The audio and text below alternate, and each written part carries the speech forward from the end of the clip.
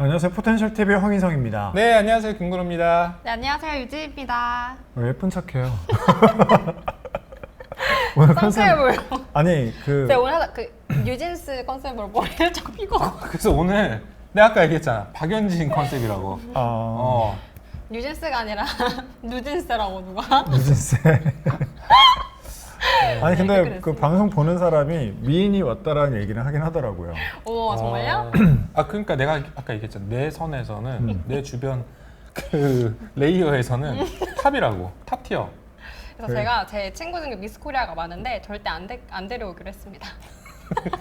그 왕자 아니 유지하기. 원정 그런 유지하려고. 생각은 하지 말고 적극적으로 데려오시길 친구 바라겠고요. 없는 척 하려고요, 이제. 네, 바로 넘어가 볼게요. 자, 오늘 어쨌든 뭐 자영업자 관련된 얘기를 해보려고 하는데 김프로님이 카페 운영을 또 하고 계시잖아요. 자영업 관련된 일을 하시는데 대출 없나요? 갑자기 혹 들어오는. 훅 들어가야죠. 내가 뉴진스 얘기를 했기 때문에. 정확하게 네. 대출이 많습니다. 어. 대출이 많아. 힘드신가요? 막 힘듭니다. 네. 어. 일단 기본적으로 뭐 보수적으로 움직이는 타입이라 네. 대출 없는 비즈니스를 항상 해왔는데 이제 나도 어쩌다 보니까 연끌 쪽으로 전환하면서 뭐 그런 부분의 대출이라든가 이제 부동산 투자로 인한 네. 대출이라든가 이런 것들이 좀 있으면서 아무래도 이제 좀 대출 비중이 좀 높아진 건 사실이지. 이 얘기를 왜 꺼냈냐면 최근에 기사 중에 보니까 자영업자 대출 잔액이 1,034조 원이라는 얘기가 있더라고요. 그래서 자영업자 하니까 가장 먼저 떠오르는 게 김프로였고 해가지고 일단은 좀 시작부터 물어봤는데 1,034조 원. 구체적인 내용 이게 뭐죠? 유 기자님? 일단은 전체 자영업자 대출이 네. 1,034조 원에 달하는데요. 이게 지금 1년 전에 비하면 거의 7.6%가 늘어난 거고 이 코로나 이전, 딱 그 직전인 2019년도에 비하면 50% 이상 이게 상승한 수치라고 해요. 이거를 이제 자영업자 한 명당으로 계산하면 약 1인당 3.3억 원 정도 이렇게 빚을 다 가지고 있는 거죠. 지금 연체 위험이 거의 18%가 되고 또 이 중에 이제 다중 채무를 한 게 720조 원이나 돼요. 그러니까 이제 이게 좀 문제가 되고 있습니다. 내가 네. 한번 물어봤잖아. 은행에다가. 네. 은행에서 이제 돈 갚으라고 전화가 오길래 전화했더니 뭐 나도 이제 하루 이틀 정도 이제 좀 늦어진 적도 있었어. 그러니까 막 전화가 빗발치듯 와. 근데 그 공포감이나 압박감은 진짜 경험 안 해본 사람은 모르거든. 어떤 공포예요? 일단 사채 전화 오는 없다. 것부터 공포야. 돈 갚으라고. 그치. 그리고 근데 받으면은 친절한데 칼 든 거 있잖아. 누칼협 알아? 누칼협? 누가 칼 들고 협박했냐라고 얘기하는 느낌이지만 쫄깃쫄깃하지. 근데 이제 내가 물어봤어. 제가 뭐 어쨌든 돈이 들어올 때가 있으니까 좀만 기다려달라. 근데 저 같은 사람 만나요 요즘에? 이러니까 요즘에 되게 많이 늘었다는 거야. 그러니까 이제 지금 아마 콜센터는 호황일 텐데 그러게요. 지금 아마 이런 나 같은 이제 연체 비중이 조금씩 늘어나는 분들이 계속 늘어나는 구조라고 볼 수 있어. 은행에서도 그렇게 얘기를 했고. 왜 이런 상황이 그럼 발생하는 거죠? 내 경험에서 빗대어서 얘기를 해보면은 대출을 받아서 그걸로 잘 되게끔 만드는 비중이 하나가 있었고 대출을 받아서 버티겠다라는 그런 이제 부류가 있단 말이야. 나 같은 경우는 대출을 받아서 저 잘해야겠다는 생각으로 받았기 때문에 이 부분에서 어느 정도 안정적으로 유지하려고 노력을 해서 일정 수준까지는 지금 버티고 있는데 그게 아니라 기존의 일부 자영업자분들은 대출을 받아야만 이번 달 버티고 생활비 내고 좀 버티고 생활비 내고 그리고 좀 돈 들어오면 메꾸고 이런 사람들이 태반이야. 그럼 그 사람들은 어쨌든 빚만 내려오는 거죠? 그렇지. 그러니까 코로나 시점에서 실질적으로 가계 매출이 뚝 떨어진 곳들이 너무 많단 말이야. 폐업한 데도 많고. 그런데 그런 부분에서 정부에서 대출 장려를 좀 많이 해줬어. 버팀목 대출이라든가 무슨 이제 안정자금, 생활 안정자금 대출이라든가. 근데 지원이 아니라 대출이다 보니까 그걸로 인해 가지고 지금 만기 시점인 2년이 지나고 있는 시점에서 지금 이렇게 폭탄으로 돌아오는 거라고 생각돼. 근데 자영업자가 많아진 건가요? 도대체 수가 어느 정도 되길래? 일단은 지금 2021년도를 기준으로 하면 656만 명이고요. 이거는 이제 전년도인 2020년에 비교하면은 거의 한 180만 명 이상 지금 늘게 된 거고, 그리고 이제 평균 소득이 좀 많이 줄었어요. 2017년도까지만 해도 그래도 이제 자영업자 평균 소득이 2천만 원을 넘어갔었는데 이게 2020년에 들어서면서 2천만 원 이하로 지금 떨어지고 있는 수준입니다. 사실 뭐 자영업자들이 늘어난다라고 하면 드는 생각이 어쨌든 자영업자라고 해도 굉장히 다양한 업종이 있을 거고 그 업종이 늘어난다고 해도 사실 선택하는 거는 한정적일 거라는 생각이 드는 거죠. 뭐 카페라든지 뭐 식당이라든지 PC방 요즘은 잘 안 하겠지만 그럼 그들끼리 경쟁이면 사실 다 같이 그 업종에 뛰어든다라고 하면 다 같이 돈 벌이가 좀 주는 거 아닌가요? 그렇지. 왜냐면은 네. 우리나라의 특히 자영업자 비중은 굉장히 높은 축에 속하고, 그리고 어떻게 보면은 이제 그 사회 구조가 그런 자영업 비중이 높아지게 만드는 그런 상황들을 계속 만들어주는 것 같아요. 예를 들자면 지금 뭐 기본적으로 이제 신도시라든가 아니면은 기획도시 같은 계획도시 같은 곳들은 상가들이 어마어마하게 또 많거든. 근데 이제 공실이 많잖아. 근데 그런 이유는 어쨌든 여기서 장사해라. 뭐 분양 받아가지고 떠밀려서 장사하는 분들도 있고, 그리고 이제 부의 집중이 아무래도 대기업 중심 사회다 보니까 실질적으로 거기에 좀 쏠려 있는 일자리가 쏠려 있는 상황에서 그쪽까지 진입하지 못한 분들 입장에서는 중소기업하고 대기업의 임금 격차가 크다 보니 내가 그럼 그냥 내 거 하겠다라고 해서 뛰어드는 분들도 많아서 어느 정도 적정 수준이 유지되면 좋은데, 우리나라는 유독 자영업자의 비중이 높은 편이고 또 거기에 대부분은 이제 먹거리 중심으로 좀 편중되어 있는 것도 있지. 우리나라 자체가 조금 변화가 있으려면 자영업이 좀 잘 돼야 된다는 생각도 드는데 거기에 대해서는 좀 어떻게 생각하세요? 아무래도 나는 이제 네. 사회학을 전공하다 보니까 네. 이 사회 구조에 대해서 뭐 연구를 계속해서 해왔다 보니 실제로 이제 부의 편중 현상에 대해서 좀 보게 되거든. 구조가 어떻게 되는 거예요? 일단은 그거 있어. 우리나라의 이제 대기업의 CSR에 대한 집행 비용의 의무화가 정해져 있는데 대부분 1% 정도 내외거든. 그러니까 사회적 환원에 대한 돈이 풀리기가 쉽지가 않은 구조야. 그 환원이 잘 안 된다. 그러니까 이제 낙수 효과를 기대하면서 대기업을 이제 뭐 속된 말로 몰빵해가지고 경제 부흥을 이끌어 왔는데, 이런 부분이 계속해서 양극화로 이어지고 그 돈들이 계속해서 사회적으로 이제 풀리지 않으면서 어느 정도 기업들은 현금 유보금을 계속해서 쌓아두고 있는 입장이다 보니까 이 부분에서 양극화는 계속 이뤄질 수밖에 없고, 일자리는 제한적인데 또 거기서는 대기업이다 보니까 계속 그 사람을 또 계속 내보내려는 입장이 되거든. 그러니까 이 구조에서 결과적으로 기본 소득이 발생하지 않는 분들은 뭐라도 해야 되다 보니 그나마 할 수 있는 게 그냥 가장 쉬운 이제 먹거리, 음식, 카페 이런 부분이고, 그 다음에 이제 뭐 서비스업, 뭐 이제 PC방이나 당구장이나 이런 부분에는 다들 소비에 치중되어 있는, 그러다 보니까 아무래도 좀 사회가 계속 좀 건전하지 못한 방향으로 가고 있는 건 맞는 것 같아. 문득 이제 궁금해지는 게 자영업도 사실 시대를 분위기를 탄다라는 생각이 들어요. 어떨 때는 뭐 PC방이 엄청 붐을 일으키더니 요즘 보면 뭐 보드 게임방이라든지 방탈출 카페도 굉장히 많아지고, 혹시 MZ세대 대표에서 떠오르는 업종이 있나요? 제가 봤는데 특히 이제 또 전체 자영업자 중에 75%가 그 나홀로 자영업자라고 해요. 제가 보기엔 이제 1인 미디어 이런 거 증가해가지고 친구들이 다들 유튜브, 틱톡 이런 거 진짜 많이 하려고, 저도 지금 유튜브를 또 하고 있네요. 아무튼 이런 식으로 해가지고 다들 그쪽으로 조금 사업을 많이 알아보는 것 같아요. PR 홍보. 네, 그런 거 아니면은 요즘에 보면은 아이디어스나 뭐 이런 걸로 해가지고 내가 혼자서 뭐 딱히 이런 사무실 없이도 집에서 가내수공업 해가지고 막 만들어서 팔고 이런 거 있잖아요. 그런 이런 거 것도요? 친구들이 투잡으로 막 해요. 왜냐면 이게 근로소득으로는 부자가 될 수 없다고 이제 MZ도 느끼는 거죠. 그러니까 그런 걸 부업으로 해서 내가 잘하는 거 해서 만들어서 팔고, 요즘에 뭐 약과 이런 거 유행했잖아요. 약과 쿠키 만들어서 파는 친구도 있어요. 집에서 주말에 만들어서. 그거 쉽지 않은데, 위생허가 받으려면. 하던데요? 불법인가? 야. 아무튼 네, 그런 식으로 해서 네, 그렇게 하는 경우가 많은 것 같습니다. 사실 그 자영업자 문제도 있지만 이게 우리나라 안에서만 이게 해결될 수 있는 구조인가 싶은 생각도 들어요. 외국 사람들도 뭐 외국인들도 많이 와서 우리나라 물건도 사줘야 되고 여행객들도 증가해야 되고 여러 가지 좀 생각을 해야 되는데, 최근에 조금 약간 그런 움직임이 있지 않았을까 싶었던 게, 그 제가 얼마 전에 홍대 근처에 갔었거든요. 홍대 근처에 갔는데 카페, 예쁜 카페가 있더라고요. 이제 인테리어도 좋고 수플레 뭐 그런 거 먹으러 갔는데, 아니 외국인들이 그 앞에 굉장히 많이 앉아 있더라고요. 그래서 이제 조금 돌아가나 보다. 여행 수요도 늘어나고 중국인들은 없었지만 노랑머리 외국인들은 굉장히 많더라고요.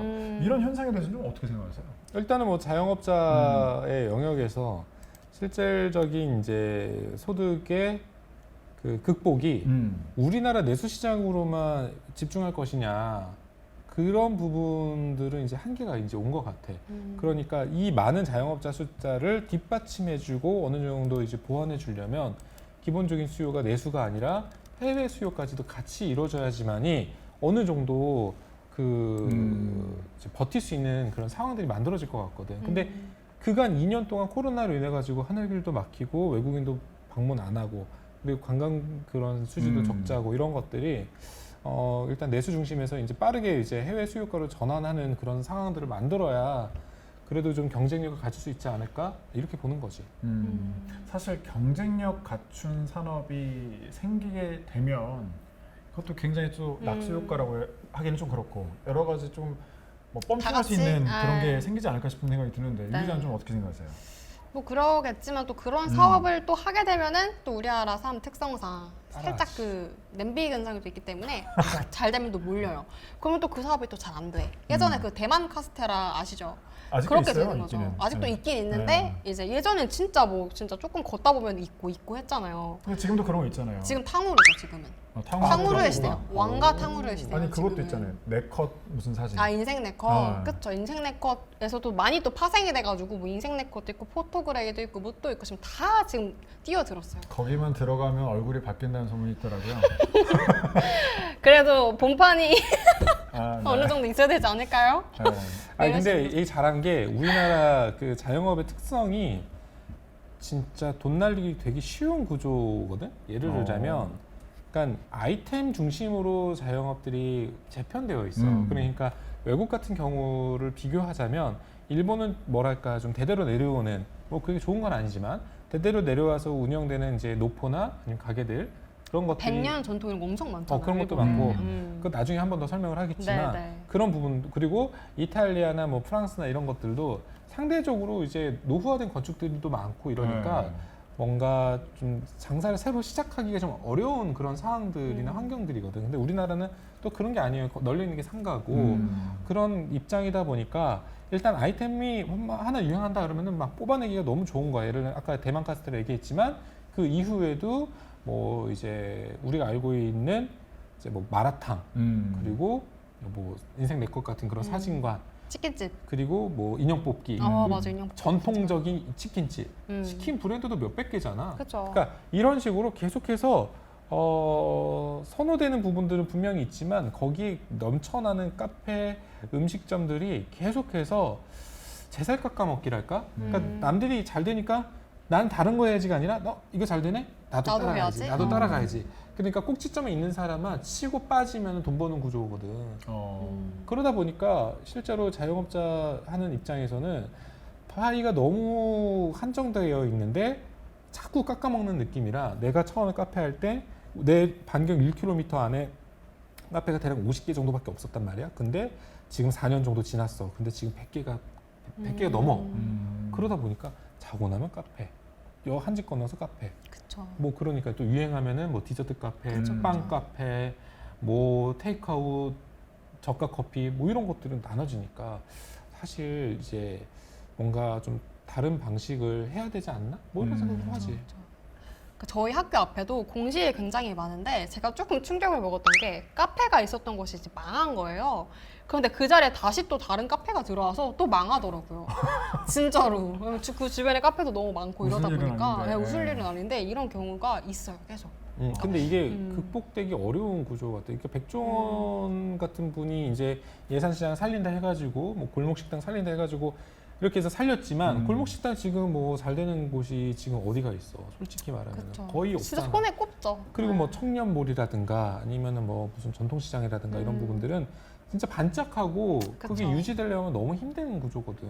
그러니까 사실 이게 자영업을 하는 거 너무 쉽다고 사람들이 느끼면서 덤벼드는데 까보면 너무 어려운. 그렇죠.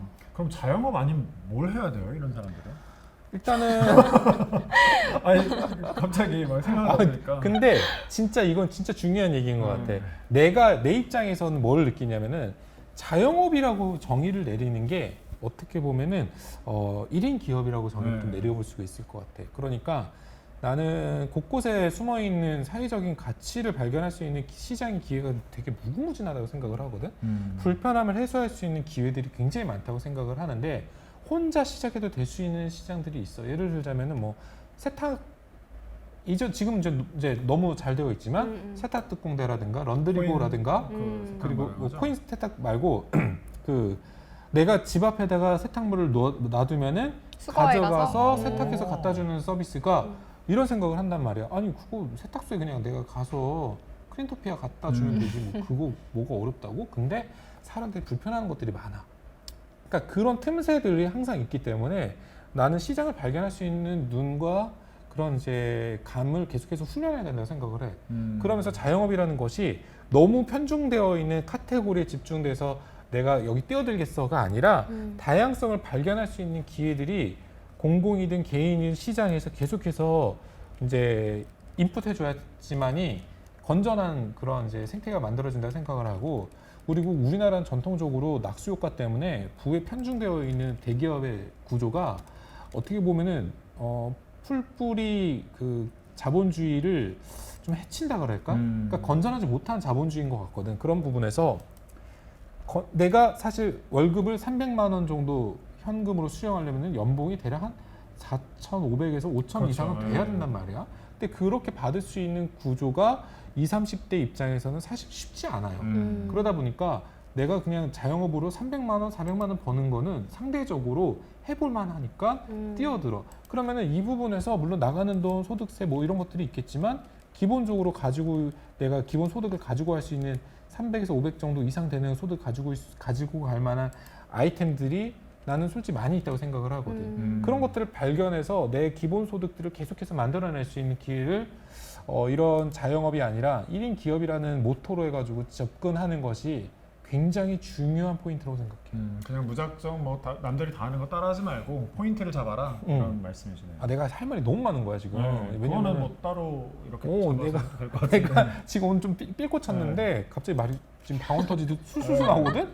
내가 늘 경험하는 것들이니까 확실히 한을 푸시는 느낌이었어요. 방금. 아 그러니까 네. 박연진 때문에 이게 지금 그러니까 생각해보니까 뭐 어차피 카페 한다고 하시지만 얼마 전에도 또 그 이색적인 카페에 갔다 오고 나서 느낀 게 약간 그 무슨 소풍간 느낌의 그렇게 펼쳐져 있는 카페 풍경을 보니까 이것도 되게 틈새구나. 피크와 니크 말하시는 네. 거죠? 피크와 니크 거기 괜찮아. 너무 좋아. 피크 니크. 그런 것도 사실 뭐 기회가 될 수 있고, 놀고 있는 건물을 어쨌든 가치를 엄청 높인 거잖아요. 아 그렇지. 외국인들이 오고 갈 수 있게. 내가 엄청 높여놨지. 지금 6군데가 있으니까. 어쨌든 자영업자 관련된 얘기를 해봤는데 뭐 이와 관련해서 니트족이라는 그 단어도 또 언급이 되더라고요. 니트족. 그렇죠. 물론 이제 자영업자랑 관련된 단어는 아닌데 네, 요즘 뭐 이렇게 난 뭐도 안 해, 이것저것 다 안 할 거야, 자영업 같은 것도 뭐 필요 없어, 그냥 놀고 먹을래, 이런 사람들 니트족이라고 한다면서요. 네, 그럼 니트족이 지금 2030을 세대로 지금 아무것도 안 하고 진짜 취업 준비도 안 하고 이 이력서 쓰지도 않고 넣지도 않고 진짜 가만히 아무것도 안 했다고 답한 사람이 거의 35만 명이 육박했다고 해요. 네, 그래서 이런 거를 이제 우리나라에서 어떻게 또 해결을 해야 하는지 이거에 대해서도 같이 고민을 좀 해봐야 될 것 그러니까 같습니다. 그 테마는 다음번에 저희가 네. 또 따로 짚어보면 좋을 것 같네요. 자영업자 얘기를 했더니 우리 또 김프로님이 아주 말이 쏟아지는데, 폭포수처럼 쏟아지는데, 이 얘기 앞으로도 계속해서 주된 테마로 한번 가져가면 좋을 것 같습니다. 네. 자, 오늘 저희가 준비한 소식 여기서 마치도록 하겠습니다. 여러분 고맙습니다. 감사합니다. 감사합니다.